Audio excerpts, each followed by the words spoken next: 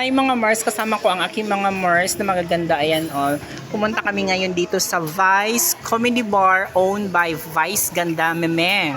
So early bird kami kasi nakapagpa-reserve kami na maaga dito kanina. Marami daw hindi nakapasok nandoon sa labas. Ayan, ang ganda, di ba? So we will enjoy later.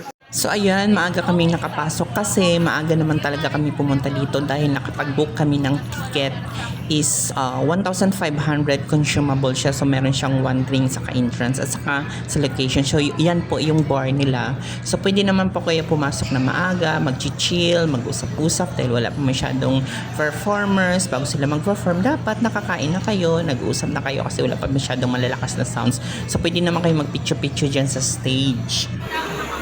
Yan. Anong masasabi niyo sa Vice Comedy Bar? Charot. Go for the vlog.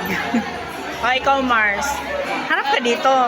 Excited kasi first time ko dito. Papa. Ikaw Mars. Maganda din. Masarap. Pricey siya pero sulit. Hindi pa Ano? nag-start so malalaman natin later. Sulit pa talaga yung bayan natin.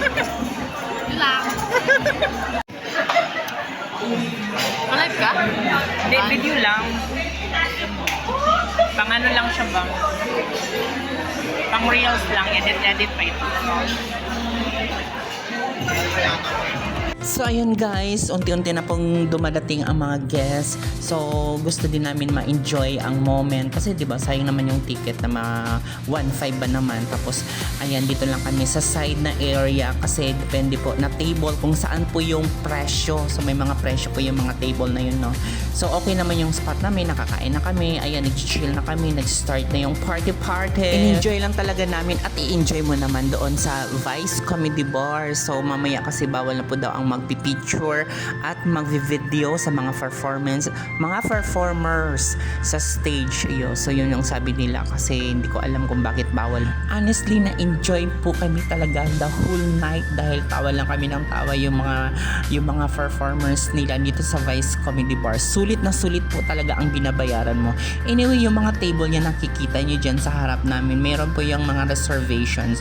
So good for 10 person. Sa mga kung gusto nyo pong mag-chill or mag-party na meron kayong group of friends. So medyo kamahalan daw yata dyan kasi nakita ko kanina is mga 20 to 50,000 per table. So meron din doon sa upper section.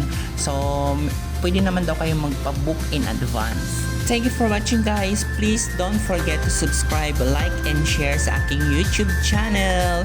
Thank you at maraming salamat sa patuloy na sumusuporta sa aking YouTube channel. Thank you. Enjoy. Punta na kayo dito sa Vice Comedy Bar.